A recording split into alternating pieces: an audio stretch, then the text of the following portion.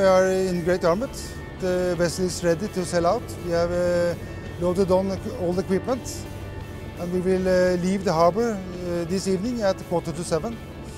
Then we will sail out to the Sheringham Shoal field.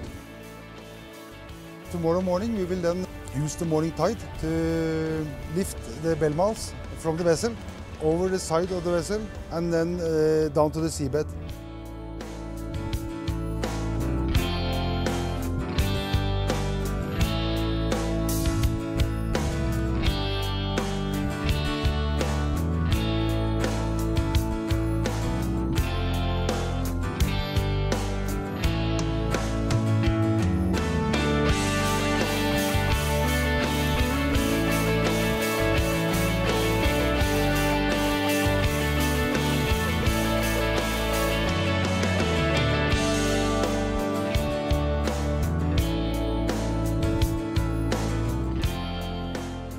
The divers will install the bell mounts on the towers. It's a cooperation between the divers and some people on deck.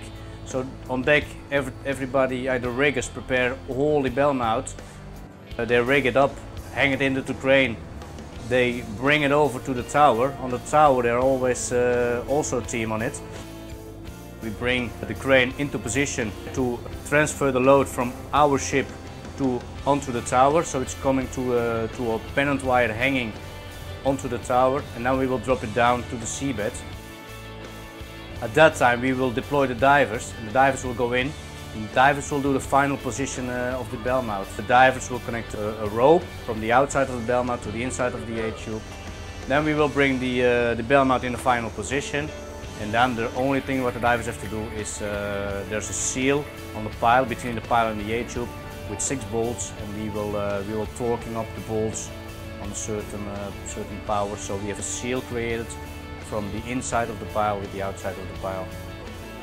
The dive is not ended when the divers are coming up on the surface, because when on the surface we recover the divers, and after we recover the divers onto the surface, they have a small period of time. It's 3 minutes, and they have to go to another decompression chamber, and they continue their dive. Their decompression, its average is around 30-40 minutes they spend time in the chamber.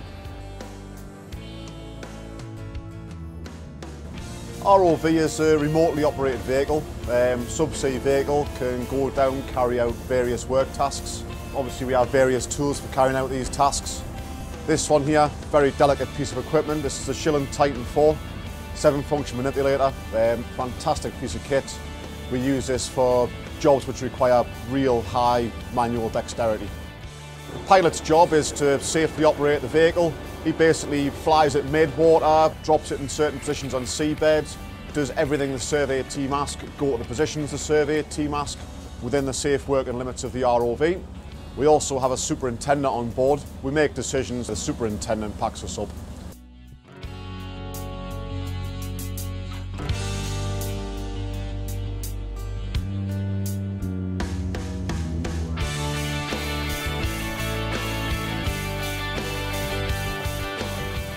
We're installing plastic pipes into the towers. The plastic pipes then used to pull the cables through. It's a safe route for the cable run. But we're also doing pre-route surveys to make sure the area is safe for divers to go in and work.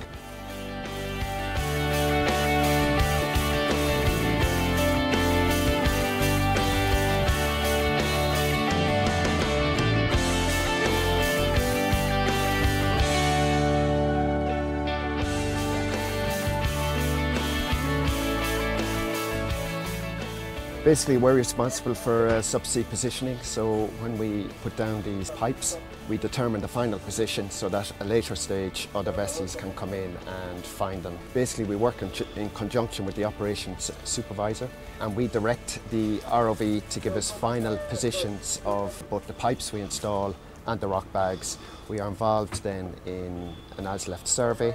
We produce the data, and this data is passed on to other vessels in the field. It's a 24-hour operation. Everybody's quite pleased with the performance of the vessel, and everything's running smoothly.